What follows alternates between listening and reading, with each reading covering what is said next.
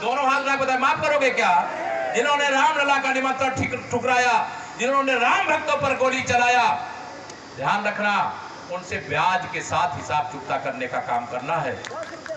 यह अवसर बार बार नहीं आता। इस बार 5 साल के इस चुनाव में देश 5 साल आगे नहीं जाएगा। 1 जून को आप कमल खिलाएंगे, 4 जून को तीसरी बार मोदी सरकार बनेगी, हमारा देश 100 साल आगे बढ़ जाएगा, 100 साल आगे बढ़ जाएगा। 60 साल कांग्रेस ने शासन किया, विकसित भारत का सपना नहीं देखा, लेकिन माननीय नरेंद्र मोदी जी ने 2047 तक विकसित भारत बनाने का संकल्प लिया है। बताइए उसको सफल बनाओगे कि नहीं बनाओगे?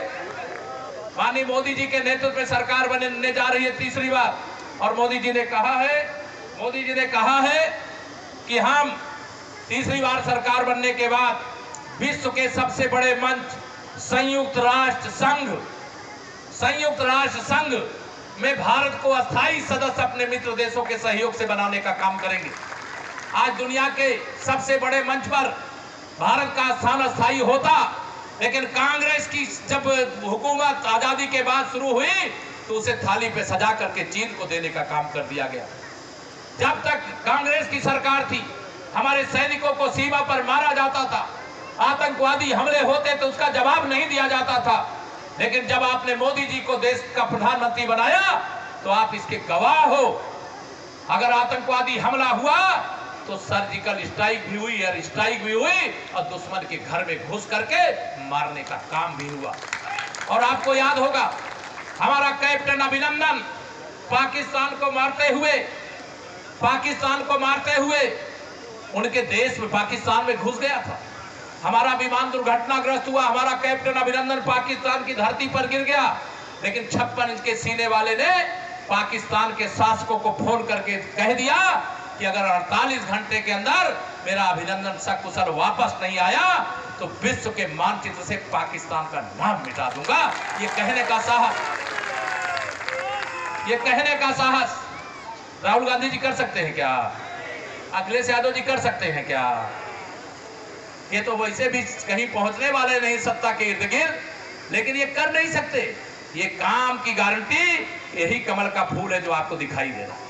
मैं आप सबसे विनती करना चाहूंगा, मोदी जी के नेतृत्व में देश भी मजबूत होगा, गरीब भी अमीर बनेगा, किसान भी सामर्थ्यवान बनेगा, नौजवानों के लिए रोजगार की बरसात होगी। इस देश की हर समस्या का समाधान का नाम नरेंद्र मोदी है, कमल का फूल है। इसलिए मैं आप सबसे कहूंगा, घर घर में खुशहाली पहुंचे, बस इतना फर्ज निभा देना, बाकी सब मोदी कर देंगे। तुम कमल का बटन दबा देना। ये मैं आप सब लोगों से विनती करना चाहता हूं, और लंबी बातें नहीं करूंगा क्योंकि आप बहुत देर से गर्मी में बैठे हैं, लेकिन थोड़ी बातें करना जरूरी था। ये कहूंगा, यहां नीरज भाई को हमारे प्रत्याशी मत समझना, केशव प्रसाद मौर्य को भी अपना प्रत्याशी समझ लेना, देश के प्रधानमंत्री माननीय नरेंद्र मोदी जी को भी अपना प्रत्याशी समझ लेना। इसी पूर्वांचल के काशी से वो चुनाव लड़ रहे हैं। 400 पार का नारा दिया है। अगर हमने जो चाहा वो मोदी जी ने किया है, तो मोदी जी ने 400 पार का नारा दिया है तो उसको पूरा करने का धर्म हम भी निभाएंगे। हम भी अपना कर्तव्य निभाओगे।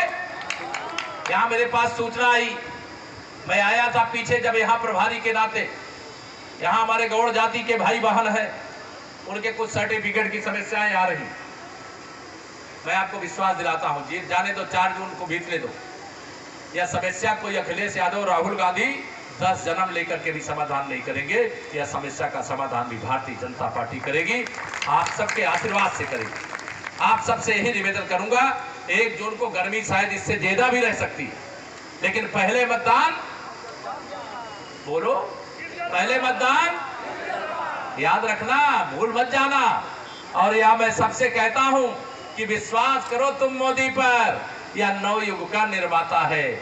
ऐसा नेता इस धरती पर एक बार ही आता है, एक बार ही आता है, जो राम का मंदिर भी बनाता है, 370 भी हटाता है, देश के दुश्मन को, पाकिस्तान को घर में घुस करके मारता है। उसको ही नहीं, चीन की गालवान घाटी पर भी आपने दृश्य देखा होगा, पटक पटक करके चीन के सैनिकों ने जब इधर आने की कोशिश की तो उनको भी मारने का काम किया। G20 की समिट भारत की धरती पर जिस शानदार ढंग से किया, पूरी दुनिया उसकी सराहना कर रही। मोदी जी के टक्कर का नेता पूरी दुनिया में कोई दूसरा नहीं। और ये सारे भ्रष्टाचार के दलदल में डूबे हुए लोग चाहते हम तीसरी बार मोदी को प्रधानमंत्री ना बनने दें।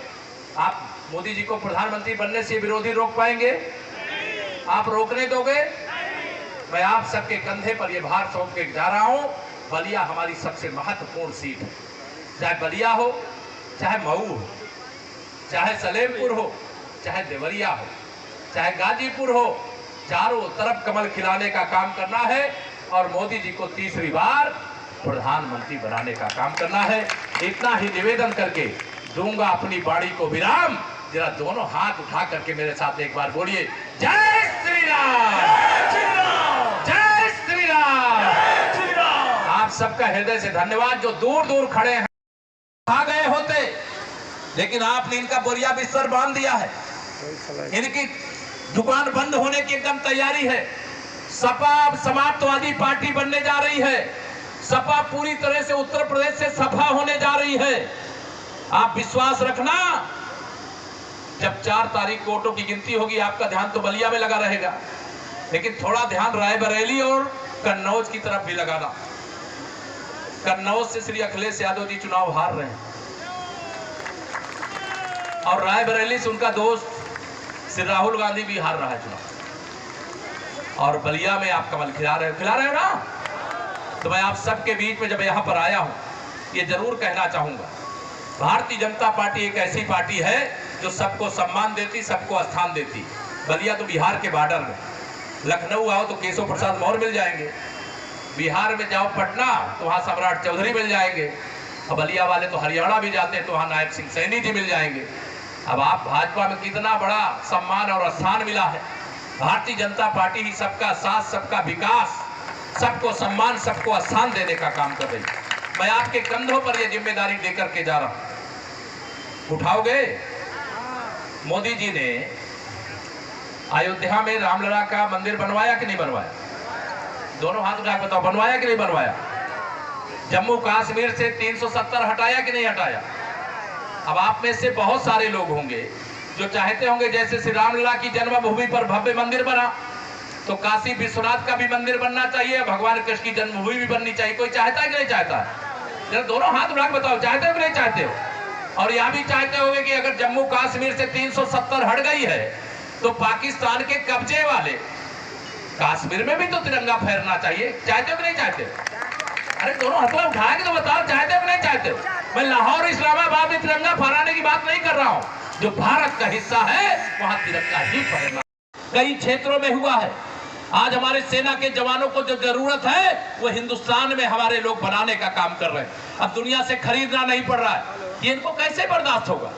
इनको तो यह चाहिए कि अगर विदेश से हथियार खरीदे जाए जिनकी दलाली फिक्स है।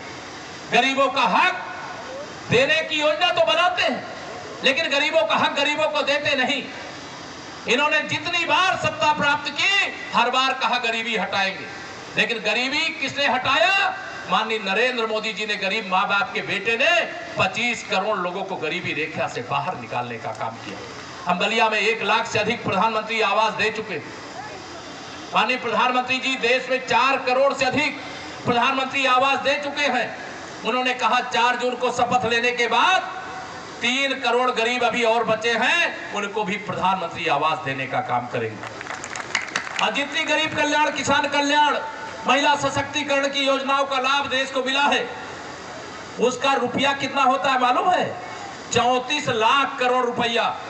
अब बलिया वाले तो सब जानते होंगे, जब श्री राजीव गांधी जी देश के प्रधानमंत्री थे, वो कहते थे संसद में खड़े होकर के कि हम दिल्ली से 1 रुपया भेजते हैं और जिसके पास भेजते हैं 15 पैसा पहुंचता है। तो ये क्या कहते हैं? देश के संसाधनों पर, देश की संपत्ति पर, देश के खजाने पर पहला हक मुसलमानों का है। और जब मोदी जी जैसा व्यक्ति देश का प्रधानमंत्री बनता है तो वो कहता है देश के संसाधनों पर, संपत्ति पर, खजाने पर पहला हक मेरे गरीबों का है, मेरे गरीबों का है, मेरे गरीबों का।